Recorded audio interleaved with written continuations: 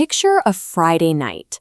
Hundreds of people are clustered outside a glowing theater marquee, waiting for the biggest movie of the year to start. If you're describing this crowd's evening, you might instinctively reach for the simplest tool available. You'd look at the line and say, "They will watch a movie," or "They will go inside." Using will on its own is like looking at a static photograph.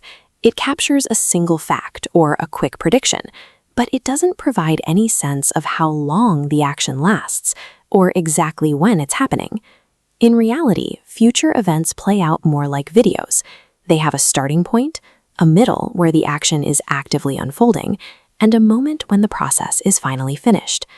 To speak with real precision, you need to look past basic predictions. You need the specific grammatical tools designed to describe what happens during an event and what is accomplished once it's over. Let's move the clock forward 30 minutes.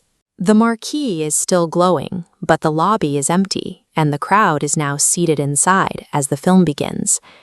If we check in on them at this specific point, we use the future continuous. They will be watching the movie.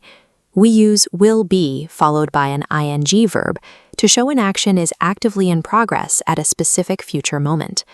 If we look at 10 o'clock yesterday, someone was working. Right now, they are working.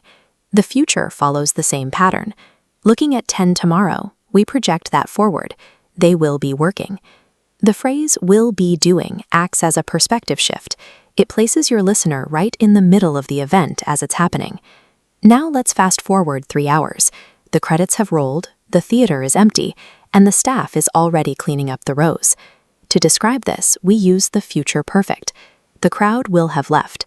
This structure focuses on an action finished before a future deadline.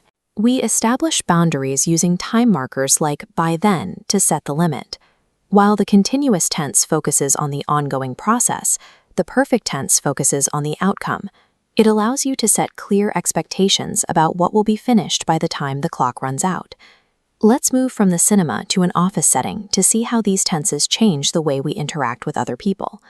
You'll often hear native speakers choose the longer future continuous when making requests. Instead of, "Will you use the printer?" they'll ask, "Will you be using the printer?" Asking, "Will you use?" can feel like a direct demand for someone to do something, but "will you be using" suggests the activity is already part of their existing schedule.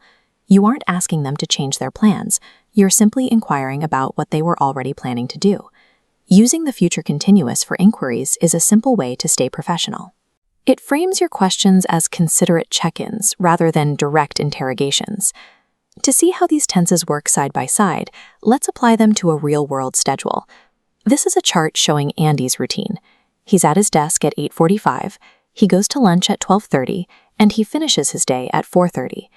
If we look at 12:45, we are looking at a time that falls inside one of his active blocks. Because the action is ongoing at that moment, we say, "He'll be having lunch."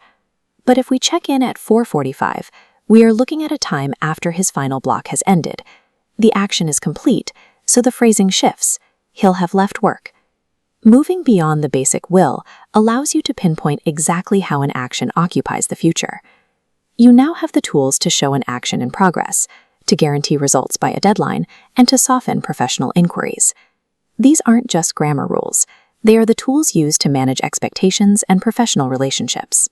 Learning them is the difference between simply stating a fact and communicating with real intent.